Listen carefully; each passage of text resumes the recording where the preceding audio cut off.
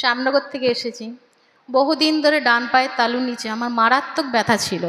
এতটাই ব্যথা ছিল যে আমি খুঁড়িয়ে খুঁড়িয়ে হাঁটতাম।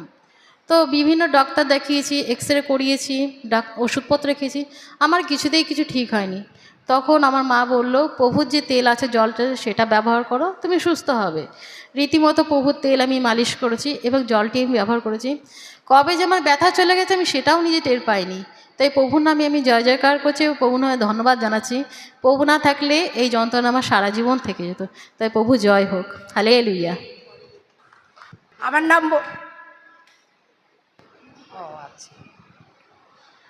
আমার নাম মলিনা মণ্ডল। আমি এসেছি Kolkata Paris Christ the king থেকে। আজ কয়েকদিন যাবৎ আমার ডান হাতে এত যন্ত্রণা হচ্ছে যে আমি কিছুতেই হাত মোড়াতে পারছি না। প্রভুর মহানামে ধন্যবাদ দিই যে আমি এখানে আরাধনার সামনে বসে বসে প্রার্থনা করছি আর বলছি, প্রভু তুমি আমাকে হাত মোড়াবার শক্তি দাও। এখনই আমি চাই, সত্যি করে প্রভু আমার হাতে শক্তি দিয়েছে, আমি হাত মোড়াতে পারছি, তাই প্রভুর মহানামে ধন্যবাদ দিই। আমেন।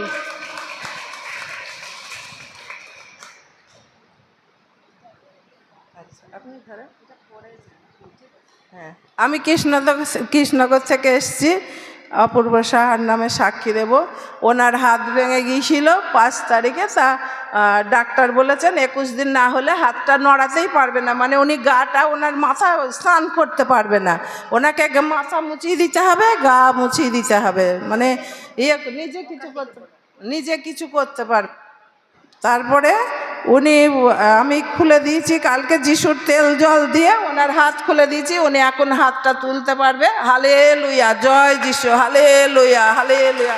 আর ওনার যেভাবে লেগেছিল এই জায়গাটাই লেগেছে, এখানটাই ওনার যদি ভেঙে যেত ওনার খুবই অসুবিধা আছে। এখানটাতেই বেঞ্চে লেগেছে, কিন্তু এই জায়গাটা ফুলে আছে, এখনো শক্ত হয়ে আছে, কিন্তু এই জায়গা ভাঙিনি।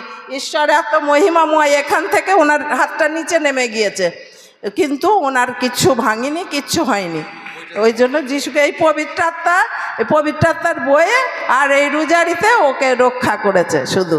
জয় যিশু, হালেলুয়া। যিশুকে সবাই ধন্যবাদ। জোরে